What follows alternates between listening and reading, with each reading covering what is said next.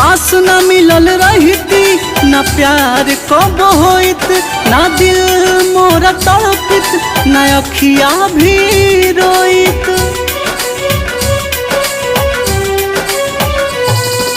काश न मिलल रहिती न प्यार कब होइत ना दिल मोरा तड़पित न अखिया भी रोइत न अखिया भी रोइत।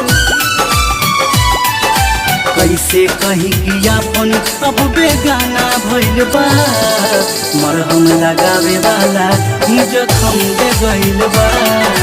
कैसे कही कि अपन अब बेगाना भइल बा मरहम लगावे वाला ही जखम दे गइल बा।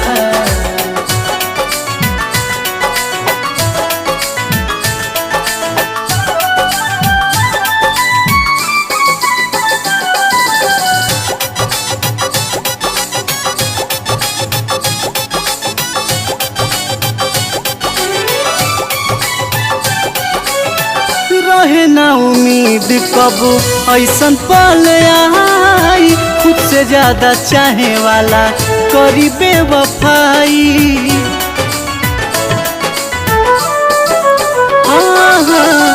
रहे ना उम्मीद कब ऐसन पल आई खुद से ज्यादा चाहे वाला करी बेवफाई। दिल में बसे वाला अनजाना भइल बा। कैसे कही कि अपन अब बेगाना भइल बा मरहम लगावे वाला ई जखम दे गइल बा। कैसे कही कि अपन अब बेगाना भइल बा मरहम लगावे वाला ई जखम दे गइल बा।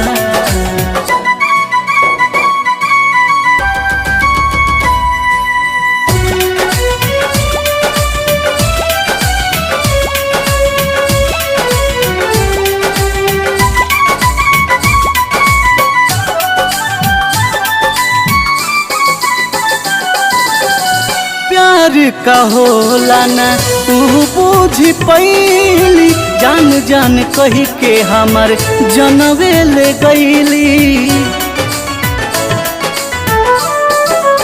ए हो प्यार का होला ना तू बुझ पैली जान जान कही के हमर जनवे ले गईली। बिट्टू तिवारी छोटू परवाना भइल बा। कैसे कही कि अपन अब बेगाना भइल बा मरहम लगावे वाला ही जखम दे गइल बा। कैसे कही कि अपन अब बेगाना भइल बा मरहम लगावे वाला ही जखम दे गइल बा।